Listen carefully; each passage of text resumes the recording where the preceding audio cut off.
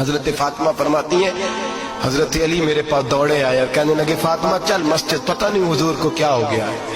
حضور رو رو کے بحال ہو گئے اور حضور حجرے میں رو رہے ہیں اور ہچکیوں کی آواز مسجد میں آ رہی ہے۔ چل ذرا چل کے حضور کی بات دیکھ کیا ہوا ہے، ہماری کو طاقت نہیں اندر جانے کی۔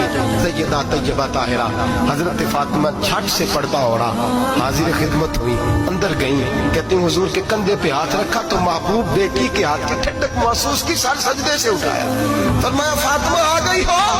حضور آئی، فرمایا چل بیٹی تو بھی ہاتھ اٹھا اور میری امت کی بیٹیوں کے لیے دعا مانگ، چل تو بھی ہاتھ اٹھا میری امت کی بہنوں ماؤں کے لیے دعا مانگ۔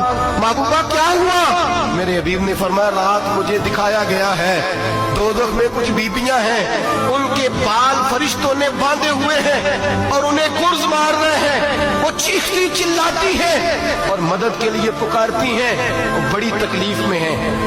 بی بی صاحب عرض کرتے ہیں یا رسول اللہ ان کی غلطی کیا ہے؟ تو میرے نبی نے فرمایا وہ باریک دوپٹہ اوڑھتی تھی، وہ باریک دوپٹہ اوڑھتی تھی، ان کے بال چمکتے تھے، غیر محرموں کی نظر پڑتی تھی، انہیں دوزخ میں سزا ملے گی، وہ چلائیں گی چیخیں گی، ان کی مدد کو کوئی نہیں پہنچے گا، چل تو ہاتھ اٹھا دعا مانگ۔